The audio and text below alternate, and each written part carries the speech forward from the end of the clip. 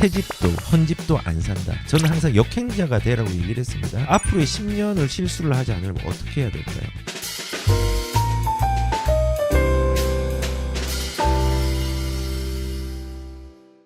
지금 또 뭐 언론을 보면은 이러한 부분들이 있습니다. 지금 시장은 새 집도 헌 집도 안 산다. 집값 인플레이션 불은 거래 절벽. 예, 거래 절벽이 있는 시기죠. 예, 거래 절벽이 있는 시기고 이거를 또 해석을 잘못하시면 안 됩니다. 예, 거래 절벽이 있는 시기는요. 늘 존재했지만 지금이 너무 가파르게 올랐다가 이제 정책적으로 그다음에 금리적으로의 어떤 공포 때문에 거래량이 급감하는 시기가 한번 있었습니다. 그리고 지금도 이제 어떤 대출에 대한 규제라는데 아직도 고금리에 대한 부분들 그리고 비싸다라고 생각하는 여러 가지의 사람들의 생각들이 있기 때문에 왜냐하면 너무 급하게 오르고 내림이 있었으니까 아직까지 사람들이 공포스러워합니다. 그런데 여기에서 거래 절벽이 사실은 포인트가 아니라 인플레이션이 포인트입니다. 해석을 할 때요. 우리가 여기서 거래 절벽이라고 하면은 거래가 안 되는 시기를 말하는 거고요. 인플레이션요. 절대적인 상수입니다. 그래서 이 거래 절벽이 어느 정도나 이러면서 이제 공포를 좀 맞이하죠. 이런 식으로 서울 아파트 거래량이 11개월 만에 이제 최저치가 되었다. 어느 정도 최저치가 되었냐? 이제 서울 집계에 따르면은 지난해 2023년 12월에 서울 아파트 거래량이 1730건이고 작년 1월 달부터 1413건. 이후에는 11개월 만에 가장 적다고 했는데요. 11개월 만입니다. 공포스러울 수 있고 이슈가 될 수 있는 뉴스거리는 되겠죠. 하지만은 여기에 공포에 머무르시면요.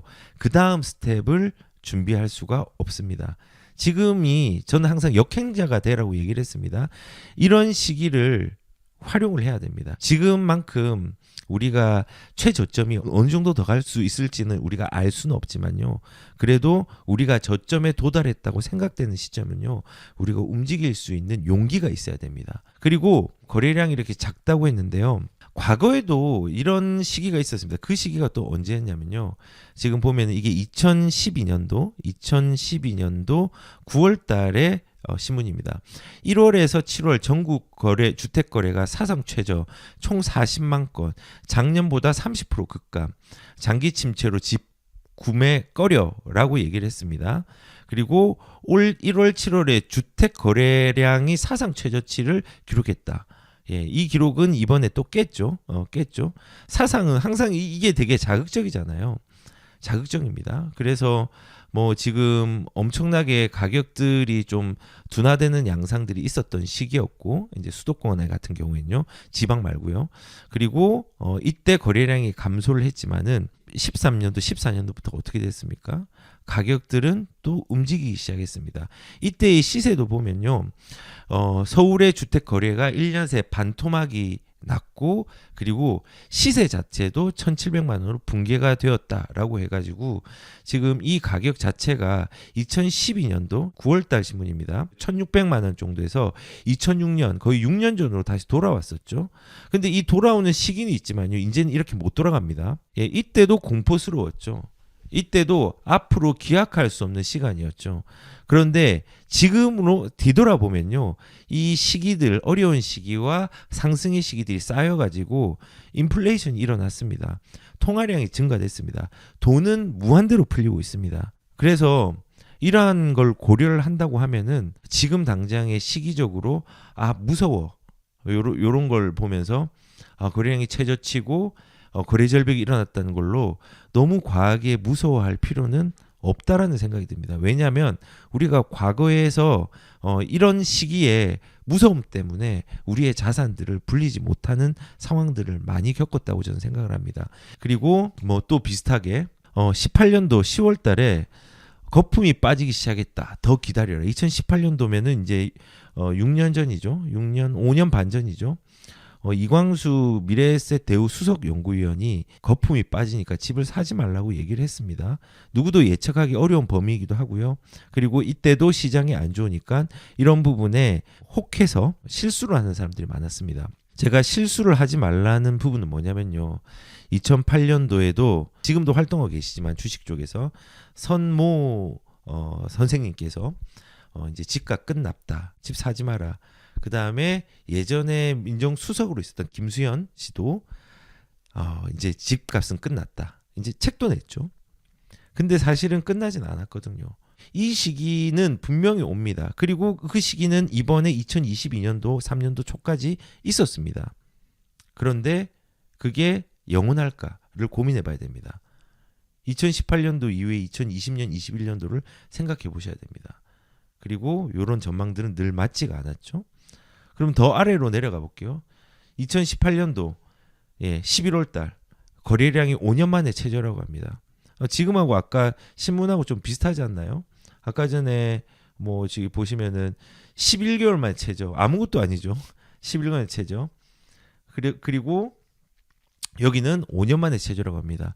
2006년도에 14만 거래에서 24% 급등했고 4만 건에 그치고 2015년도엔 4.5%가 뚝 떨어졌다. 뭐 이렇게 얘기하면서 거래량이 줄었고 이제 집값이 좀 둔화될 거다라고 이제 얘기하는 신문들도 2018년도에 나왔었습니다. 그런데 이대로 그 신호대로 받아들이셨나요? 이때 집을 샀으면은 지금 가격이 떨어져도 안전합니다. 그리고 자, 이제 조금 더 내려가면 2012년도로 내려가 보겠습니다. 부동산 전문가들이 한 목소리로 꼬꾸라지는 주택시장 답이 없다라고 얘기를 했습니다. 비슷하죠. 이 공포가 비슷하죠. 이때가 어떤 시기였냐. 총선과 대선에도 불구하고 연속 10주째 집값이 하락합니다. 어찌하오리까? 라고 이제 신문에 났습니다. 계속 집값이 하락하고 있습니다. 그래서 뭐 꼭 이대로 되지는 않지만요. 이러한 시기들이 분명히 존재했다는 거고 2012년도 이때면은 언제냐면요. 지방시장이 조금 올라가고 급등했던 시기입니다.